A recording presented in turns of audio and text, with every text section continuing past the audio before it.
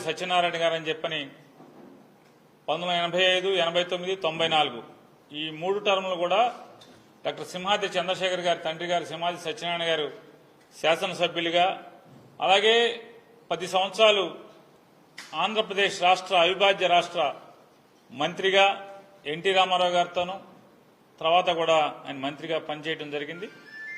అలాగే వీరు మచిలీపట్నంలో జన్మించి స్కూల్ విద్య అంతా కూడా అంటే పాఠశాల విద్య అంతా కూడా అవనిగడ్డలోను, అట్లాగే ఇంటర్మీడియట్ విద్య మచిలీపట్నం నేషనల్ కాలేజీలో కూడా ఇంటర్మీడియట్ మచిలీపట్నంలో చదువుకుని తర్వాత వైద్య విద్యను అభ్యసించి సర్జన్గా, ఆ తర్వాత క్యాన్సర్ సర్జన్గా 1988 సంవత్సరం నుంచి కూడా ఆయన క్యాన్సర్ వైద్య నిపుణుడిగా సేవలు ప్రారంభించి ఇప్పటికి దాదాపుగా 35 సంవత్సరాల నుంచి ఆంధ్రప్రదేశ్ తెలంగాణ మాత్రమే కాకుండా సౌత్ ఇండియాలోనే పేరుగాంచినటువంటి ఆంకాలజీ సర్జన్గా ఎంతో మందికి సేవలు అందించడం. రెండవది ఆయన వారి తండ్రి గారు ఎన్టీ రామారావు గారితో సహచరుడిగా ఉన్నప్పటికీ కూడా క్యాన్సర్ వైద్య నిపుణుడిగా ఎల్లలు లేనటువంటి సేవలు అందించడం. మేమందరం కూడా కాంగ్రెస్ కుటుంబాల నుంచి వచ్చిన వాళ్ళం, కానీ మా ఊరు నుంచి ఏ పేషెంట్ ఉన్నా వారికి ఫోన్ చేసి రెఫర్ చేయటం.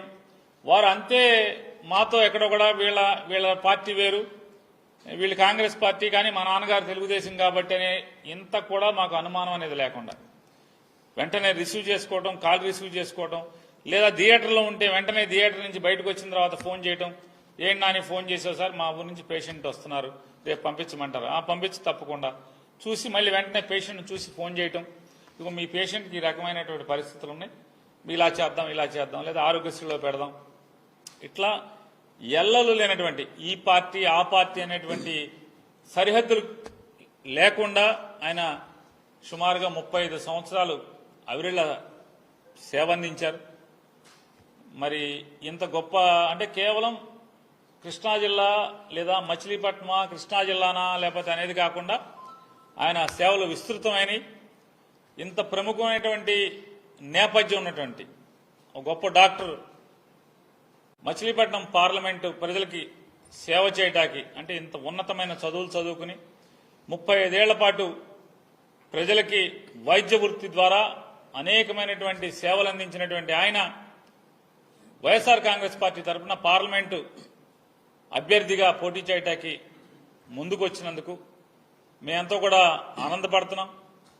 ఒక మంచి అభ్యర్థిని పార్లమెంటుకి పోటీ చేయడానికి, అలాగే మేము వెళ్ళి మాతో పాటు ఎమ్మెల్యే ఓటు మాకు, అలాగే ఎంపీ ఓటు పలానా ఆయనకి చంద్రశేఖర్ గారికి వేయమని అడగటానికి కూడా మాకు కూడా ఉత్సాహం వచ్చేట్టు, 7 ఎమ్మెల్యే అభ్యర్థులకు కూడా ఉత్సాహం వచ్చేట్టుగా మంచి అభ్యర్థిని, ఇమేజ్ ఉన్నటువంటి అభ్యర్థిని, ఉన్నత చదువులు చదువుకున్నటువంటి అభ్యర్థిని, అట్లాగే విస్తృతమైనటువంటి విషయ పరిజ్ఞానం ఉన్నటువంటి భారతదేశం పట్ల, ఈ వ్యవస్థ పట్ల, ప్రపంచం పట్ల విస్తృతమైనటువంటి అవగాహన ఉన్నటువంటి మంచి వ్యక్తిని వైఎస్ఆర్ కాంగ్రెస్ పార్టీ పార్లమెంట్ అభ్యర్థిగా మచిలీపట్నానికి అందజేసినందుకు జగన్మోహన్ రెడ్డి గారికి మా జిల్లా ప్రజలందరి తరఫున ఆయన్ని మనస్ఫూర్తిగా కృతజ్ఞతలు, అభినందనలు తెలియజేసుకుంటున్నాం.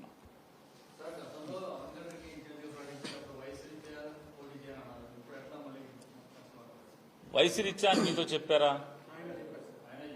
ఏమని?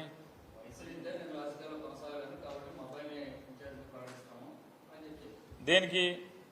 అసెంబ్లీకి. ఇప్పుడు ఈయన పోటీ చేస్తున్నది దేనికి?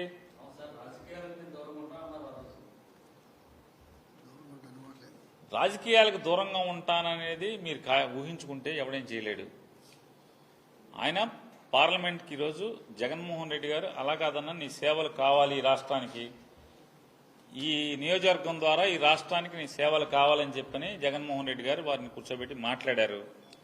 నీ అంత ఇమేజ్, ఇంత గొప్ప పేరు ప్రఖ్యాతులు ఉన్నటువంటి వ్యక్తి రాజకీయాల్లోకి రావటం వల్ల రాజకీయాల మీద పోను మనుషులు విలువలు లేకుండా ప్రవర్తిస్తున్నటువంటి ప్రస్తుత పరిస్థితుల్లో కేవలం అధికారమే కాంక్షగా, పదవి మాత్రమే కాంక్షగా, ఇవాళ మనుషుల్ని అటుదూక చూసేటువంటి ఈ పరిస్థితుల్లో నీలాంటి నిబద్ధత ఉన్నటువంటి వ్యక్తి నాకు అవసరం అని చెప్పని జగన్మోహన్ రెడ్డి గారు కోరిన కోరిక మీదట సరే అయితే నేనే పార్లమెంట్కి వస్తానని చెప్పి ఆయన చెప్పిన విషయాన్ని మీకు తెలియజేస్తాను.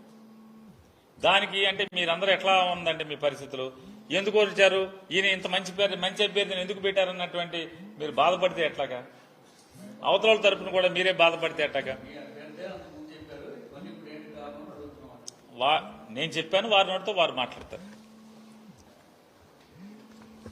మీరు ఆ రోజున అసెంబ్లీ స్థానానికి అడిగినప్పుడు ఈ పార్టీ ఆదేశాల మేరకు నేను ఇలా పార్లమెంట్కి అయితే నువ్వు సరిపోతావన్నా అని అన్నారు. అందుకని అసెంబ్లీకి వదులుగాని పార్లమెంట్కి కంటెస్ట్ చేయమని సీఎం గారు చెప్పారు. దాని నుంచే కంటెస్ట్ చేస్తున్నాను.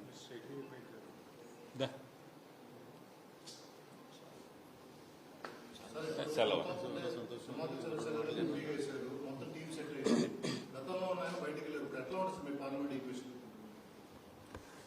గతంలో ఆయన ఎవరు ఎక్కడి నుంచి వచ్చాడు ఇవన్నీ మేము పరిగణలో తీసుకోవాలా. జగన్మోహన్ రెడ్డి గారు పెట్టాడు, జగన్ గారు ఇమేజ్ మీదే గెలిచారు. గతం ఎవరు ఎక్కడి నుంచి వచ్చారు, మా ఊరు కాదా, ఏం చదువుకున్నారు, డాక్టర్ గారా యాక్టర్ గారా అని మేమేం చూడాల. ఆ రోజు జగన్ గారు పంపించారు, జగన్ గారు బొమ్మ పెట్టాం, జగన్ గారు బొమ్మ పెట్టుకునే 7 ఎమ్మెల్యేలు పార్లమెంట్ సభ్యుడు గెలిచాం. కాబట్టి ఎవడ కర్మాడు అనుభవిస్తాడు. ఇవాళ ఒక మంచి డాక్టర్ని జగన్మోహన్ రెడ్డి గారు పెట్టారు. ఆ డాక్టర్ గారిని తీసుకుని జగన్ గారు బొమ్మ పెట్టుకుని 7 అసెంబ్లీ ఎమ్మెల్యేలు అట్లాగే పార్లమెంట్ సభ్యుడు గెలిచి మళ్లీ వస్తాం.